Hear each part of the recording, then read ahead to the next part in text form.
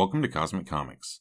Today I'll be looking at Null the Living Darkness's attempt to take over Earth S by following events in the Defenders issues number 114 and 115. A quick recap on events so far in this arc.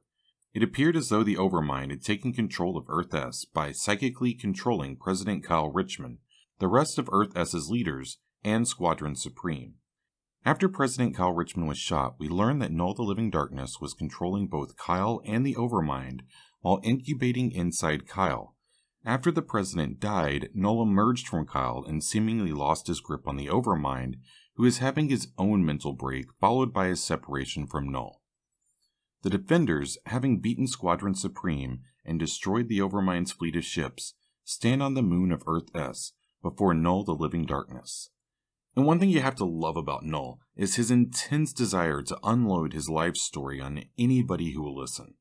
Null recounts his birth on the moon, from the collected unconsciousness of the dead Seraph, his battle with the Defenders in Christiansboro, and his showdown with Ghost Rider, before getting to what we really want to know. How did Null and the Overmind end up teaming up and end up in a different part of the multiverse together? Well, you might recall that the last time we saw the Overmind on Earth 616 was when the Stranger shrank him down to the point that he became part of the subatomic microverse, where he was left to rule over a lifeless universe. One day Null's mind reached out and found a kindred spirit. Both beings were comprised of the consciousness of an entire race of beings. Both beings had sworn to defeat all other life, and thus Null found the Overmind, driven mad by loneliness within the microverse. On the way back out, Null thought he had returned to Earth 616, but it appears he failed to take that left turn at Albuquerque because they had drifted into Earth S.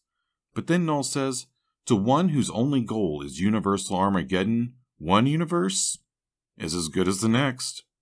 But we know that isn't true because they just left a microverse, which was a universe completely devoid of life, which happens to be exactly what Null is looking for, but whatever, moving on.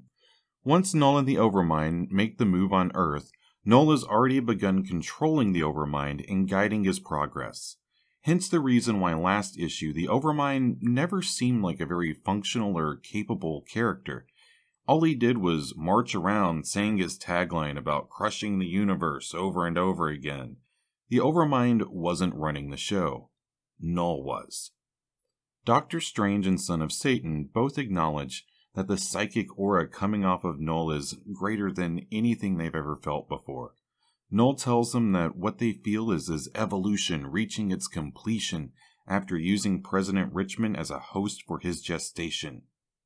Nighthawk foolishly calls Null out for not caring that his actions got Kyle Richmond killed.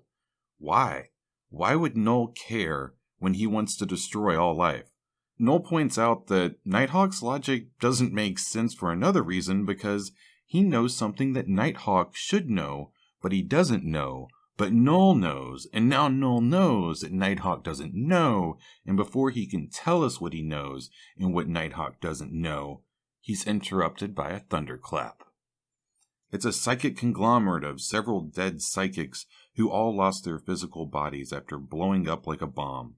Now when they take on physical form, for whatever reason, they like to look like Kyle Richmond of Earth 616's ex-lover Mindy, who happens to be one of the psychics who was blown up and turned into this psychic conglomerate. She or it or whatever it is shows back up and starts scolding everybody for even talking to Null because with every second that passes, Null gets closer to ending the universe. I love this panel here where Nuke asks Hyperion to try and catch him up on who the new girl is. Hyperion attempts to explain most of what I just said, but gives up before he can finish, and oh my, those eyes. Hyperion just looks weird. Hyperion attempts to solo Null, but is smacked aside like a toy. Null claims that since he is in the final stage of his evolution, he no longer requires pawns such as the Overmind or Squadron Supreme. For he is now creation's darkness given form. He claims that all that is sinful, corrupt, base, brutal, and terrifying in this universe is alive within him. This is a markedly different tone from the original Null. This Null is talking about having things live inside him, even though they are all pretty horrible things, whereas in his first appearance, Null was solidly against all life. He was anti-life and never would have claimed to have had anything alive within himself. The best explanation I have is that the anti-life Null was still very young, and as we age, our opinions on things can oftentimes change as well. Null throws our heroes to the ground after lifting them all up with winds of pure evil. Our heroes know the situation is bad. Really, really bad. Dr. Strange, Arcana, the Scarlet Witch, and the Psychic Being all rise together and create a mystic barrier capable of withstanding a hydrogen bomb. By their estimation, they have only minutes left before Null pierces their defenses. Wanda is afraid they can't defeat what they don't understand, but the Silver Surfer claims to understand Null. He says Null is much like his former master Galactus. Personally, I'm not buying it. The Surfer charges in, stressing that Galactus also thought that he was beyond defeat, and despite that there have always been those who have won confrontations with Galactus. As the Surfer pushes forward his attack, he claims that the key to victory is spirit, a spirit that is alive within Norrin Rad as he wraps Null in a cocoon of cosmic energies. The Silver Surfer is so confident, filled with so much ego, it admittedly feels a little good when Null reaches up with a single tentacle and proclaims that the Silver Surfer shall fall. And with that, the Surfer tumbles. A quick-thinking Dr. Spectrum gives him a hand. Dr. Spectrum lets it be known that this was the first thing he'd done in months that wasn't directly controlled by the Overmind. The Mindy psychics point out it should be worrisome that he's grown so powerful he doesn't feel the need to control Squadron Supreme anymore. Beast, getting tired of the gloom and doom, calls her to task on the hopeless scenario she keeps pushing. The psychic conglomerate then gives everybody a window of hope. When August Masters killed President Richmond, it forced Null out of his host body before he was 100% ready, meaning that the final stage in Null's evolution has yet to complete. Null is completing his evolution by drawing upon the psychic power of the billions of hate-filled beings that reside within the Overmind. By the time Null is finished draining the Overmind, his transformation will be complete. She claims that at that time, he will be powerful enough to destroy an entire solar system with a single thought. But don't worry, Super Psychic Girl has a plan. She suggests a joining of both herself, the Defenders, and Squadron Supreme into a psycho-spiritual union. All the while, Null grows closer to breaking the barrier. The psychic conglomerate claims he will take a while longer because Null wants them in a panic before he breaks through the barrier. Namor speaks up on behalf of the Hulk Smash members of this gathering who are tired of standing around and jabbering. Why don't people understand? Every problem can be solved if you let Namor and Hulk smash at it enough. At least 6 heroes take off for a direct attack, and the psychics lose their shit over that. She's pissed, calling them fools and blaming them for dooming all of creation until she decides they simply aren't allowed to do that, and she sucks all of them into her heart. Each of them consumed and now a part of her psychic whole. Afterwards, the rest of the Defenders and Squadron Supreme are joined together within the Psychic Being. It says to each of them that the Silver Surfer was correct and that spirit is the key to victory, and that each of them must pull forth all that is good and decent within themselves in order to fight the darkness that is Null. Mind merges into mind, soul merges into soul, and soon we are left with a giant being of psychic light. She tells Null to prepare for final dissolution while Null stands ready to devour her consciousness. All the while, the conglomerate states that since they are the antithesis of all that Null is, it is they who will devour Null. By her logic, the two should really just cancel each other out. But Null goes on the attack, striking at the psychic form with razor-sharp talons of solidified negativity. The conglomerate used the pain of darkness to strengthen itself, allowing it to burst free. I think that what's most important from the first couple of exchanges between these two that we've seen is that they're both capable of hurting each other. The trash talk continues. Null claims the battle continues only to amuse himself and to show his superiority, while the conglomerate claims he's using words to shield the fear of his undoing. To prove it isn't a game, the conglomerate attacks his eyes. And he's got a bunch of eyes, and she just stabbed all over them with psychic energy. Null screams and increases the speed with which he's draining the Overmind's psychic power. From this, Null draws massive amounts of power, and the comic says it best. The result is somewhat extraordinary. Null attacks the conglomerate with 1,000 astral daggers and nearly splits the combined wills of the conglomerate apart, but the merged telepaths at their center hold the group together. Tendrils of light reach out and begin seeping into the Overmind, where the psychics also now begin to draw upon the power of the Overmind and create a protective shell to fend off Null's attack. Meanwhile, August Masters is feeling horrible about assassinating Kyle. From what I can tell, August feels bad because he recognizes that it wasn't actually Kyle doing all those things that he hated. He thinks that there was a man in the White House, but he's wrong. Because it wasn't a man, because it turns out that the president wasn't even human. Up above, the conglomerate is straining to hold it together. The prolonged union is beginning to take its toll. Realizing that time is drawing short before the psychic link collapses, the conglomerate rises up and encircles Null in rings of white light. But by this time, Null had nearly finished draining the Overmind. The faltering light was unstoppable before the onslaught of darkness. The collective consciousness knew they had but one attack left, each of them pushing themselves into a collective, driving attack of psychic energy. Afterwards, we find our heroes before a giant crater, both Null and the psychic conglomerate seemingly gone. Vision surmises that their final push was enough to achieve victory. But then, two tentacles slowly crawl forth out of the crater. As they do, they finally pull in the last remaining energy of the Overmind.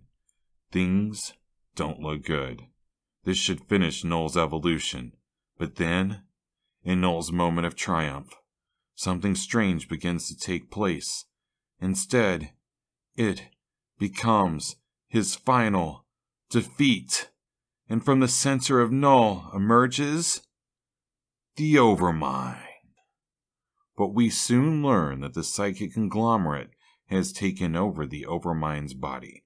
The psychic explains how Null was defeated. Null defeated himself. The psychic knew that each of our heroes harbored some secret inner darkness that Null could exploit. The other side of that coin was that somewhere within Null there was light. The light that had burned brightly within the Seraph. By entering the Overmind at the moment when Null drew forth the last of his power, the psychic conglomerate was capable of entering into Null himself. Once inside, the conglomerate found nothing but agony. The conglomerate burrowed deep within Null's soul until it located the purity of the Seraph, which could never totally be extinguished. Once that purity was free within Null, it created a conflict of inner forces. Null found this conflict unbearable, and Null, the living darkness, upon facing its own light, ceased to be. This, to me, is pretty much a bullshit ending. Null was comprised of at least 500,000 beings that committed mass suicide of their entire species by burning themselves to death after they visited the entire universe and decided that there was no point to any of it and that life didn't have any answers, and was born after their collective hatred for life within the universe festered for untold ages until finally giving birth to Null. The Seraph weren't fucking around when they offed themselves, and coming back as Null didn't seem like a spur-of-the-moment decision. My point being is that I don't think some psychics and a couple of dozen superheroes would be enough to expose Null's deep-seated identity crisis. But I didn't write it, and it is what it is. Meanwhile, Nighthawk is being drawn to investigate August Masters and the assassinated President Richmond. Upon closing in, the psychic conglomerate and Doctor Strange already know what he'll find. President Richmond is disintegrating. It's not real. It's just a construct. And then Nighthawk remembers. He's not the Nighthawk of Earth 616 and the Defenders. He's President Kyle Richmond of Earth S. This arc wraps up in the first few pages of the Defenders issue number 115. Here we see Nighthawk of Earth S struggling to accept the fact that he's actually President Richmond of Earth S. The psychic conglomerate explains that the man that they saw assassinated by August Masters is a biological construct created by Null to use as a hiding place while he completed his evolution. The psychic conglomerate goes on to falsely state that Kyle Richmond of Earth 616 is dead, and that they know this because he died in the same explosion that destroyed their bodies. Mindy, who is one of the psychic conglomerate, was in love with Kyle, so the conglomerate attempted to save him, but instead of saving Kyle, they accidentally targeted August Masters, who was pushed into Earth S as a result.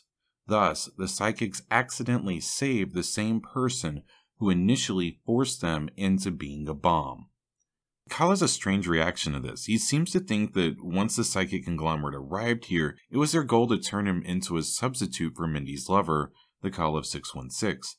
The psychics quickly set him straight, though, explaining that when they arrived on this world, the Overmind had already taken over. When the Overmind first took Kyle's mind, he used too much power, and so, for a time, Kyle's mind was decimated. Null was going to discard of Kyle Richmond because he had a biological construct to replace the real thing. Seeing an opportunity, the psychic conglomerate latched onto Kyle's decimated brain and implanted the memories they had of their Kyle from Earth 616, and then brought him to the side of his poisoned teammate Hyperion. Mindy and the rest of the psychics know what they did was wrong and beg Kyle for his forgiveness. Later, everybody goes home. As they leave, Doctor Strange lets Kyle know that he will always have a friend among the Defenders. And, odd, Kyle is a bit of a dick about the whole thing. He tells Doctor Strange that he can do without friends like him. This bothers me because Kyle might be a little salty over what's taken place, but none of this is hardly the fault of the Defenders, and almost everybody goes home. Due to a small bug in the transporter, 4 of our heroes end up somewhere decidedly different, but perhaps I'll discuss that at another time. It's time to wrap this one up. Thanks for joining me for another episode of Cosmic Comics. It helps the channel out whenever you hit those buttons below. I'm out.